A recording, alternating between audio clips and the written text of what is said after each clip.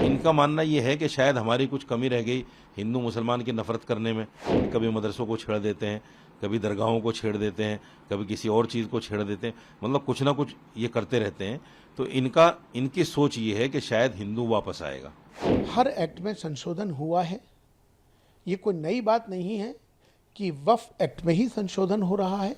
नहीं, मेरी गवर्नमेंट से यही अपील है कि इसमें बेसिकली किसी अमेंडमेंट की ज़रूरत नहीं है, और अगर किसी अमेंडमेंट की ज़रूरत गवर्नमेंट को महसूस हो रही है तो कम से कम जो स्टेक होल्डर्स हैं उनकी राय ज़रूर इनकॉर्पोरेट की जाए, उनकी राय ली जाए।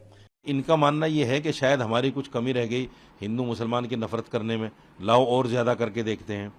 जैसे कभी मदरसों को छेड़ देते हैं, कभी दरगाहों को छेड़ देते हैं, कभी किसी और चीज़ को छेड़ देते हैं, मतलब कुछ ना कुछ ये करते रहते हैं।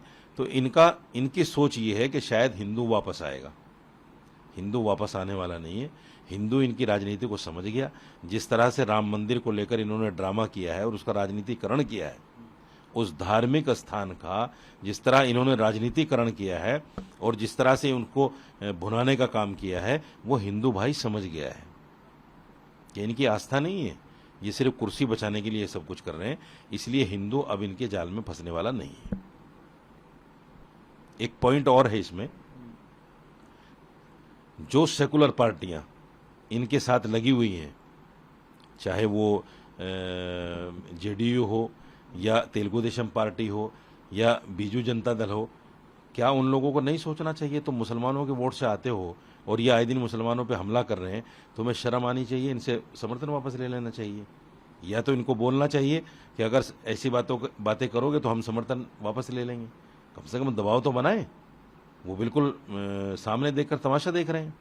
इसलिए मुसलमानों को ये भी सोचना पड़ेगा, उन सेक्युलर पार्टियों के लिए भी। देखिए, पहली बात तो ये है कि मैं ये समझता हूँ कि जो वक्फ के अंदर जो अमेंडमेंट हो रहा है, कल कैबिनेट की बैठक हुई है और अब कल संसद में इस पर प्रस्ताव आना है।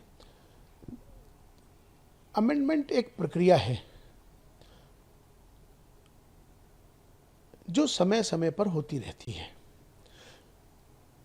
हर एक्ट में संशोधन हुआ है, ये कोई नई बात नहीं है कि वक्फ एक्ट में ही संशोधन हो रहा है। वक्फ एक्ट में भी बार बार संशोधन हुए हैं और ये एक प्रक्रिया है, समय के साथ, समय के अनुसार वो की जाती है। हाँ, इतना ज़रूर है कि वक्फ की जो मर्यादा है, जो लोग वक्फ करते हैं, दान करते हैं, चूँकि वक्फ माने जो दान किया हुआ है ईश्वर के नाम, जिसने जिस भाव से उसको दान किया है, उस ज़मीन को या किसी भी चीज़ को जो वक्फ हो जाती है, उसका भी ख्याल हमें रखना चाहिए कि उसकी वक्फ की जो मर्यादा है उसमें किसी तरह से भी उसको कोई नुकसान ना पहुँचे, इसका भी ख्याल रखना ज़रूरी है। देखिए, वक्फ प्रॉपर्टी जो भी मुसलमान वक्फ करता है या वक्फ ऑलरेडी की है, उसका बुनियादी मकसद ये होता है कि वो किसी न किसी चैरिटेबल पर्पस के लिए या जिस भी पर्पस के लिए वक्फ की गई है उसको उसी पर्पस के लिए इस्तेमाल किया जाए, जिसको कि वाक़िफ़ की मंशा कहते हैं। तो लिहाजा पूरे मुल्क में लाखों प्रॉपर्टीज़ हमारे बुज़ुर्गों ने इस मकसद के लिए वक्फ की है, जिसमें कि ज़्यादा जो प्रॉपर्टीज़ हैं, अराउंड आप कह सकते हैं मोर देन 60 to 70% प्रॉपर्टीज़ मसाजिद यानी मस्जिदें और कब्रिस्तानों और दरगाहों की शक्ल में हैं। और इसी के साथ साथ मुल्क में इन प्रॉपर्टीज़ को रेगुलेट करने के लिए 1995 का वक्फ एक्ट मौजूद है। फिर 2013 में गवर्नमेंट ने उसमें कुछ अमेंडमेंट्स किए और ये वक्फ बोर्ड मुल्क भर में अपना काम कर रहा है। और जाहिर सी बात है, इसमें ज़रूरत इस बात की है कि जिन प्रॉपर्टीज़ पे, वक्फ प्रॉपर्टीज़ पे जो इंक्रोचमेंट है, उन इंक्रोचमेंट्स को तर हकीकत हटाना चाहिए।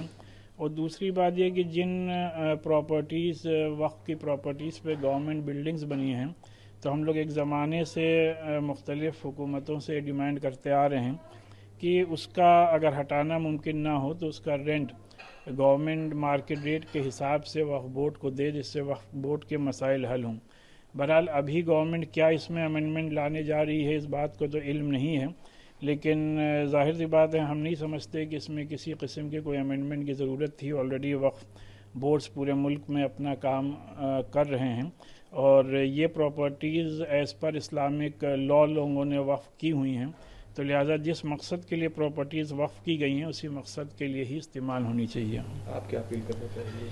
नहीं, मेरी गवर्नमेंट से यही अपील है कि इसमें बेसिकली किसी अमेंडमेंट की ज़रूरत नहीं है, और अगर किसी अमेंडमेंट की ज़रूरत गवर्नमेंट को महसूस हो रही है तो कम से कम जो स्टेक होल्डर्स हैं उनकी राय ज़रूर इनकॉर्पोरेट की जाए, उनकी राय ली जाए और इस सिलसिले में उसी के बाद कोई कदम उठाया जाए जिससे कि किसी को कोई ज़हमत, तकलीफ़ और शिकायत ना हो।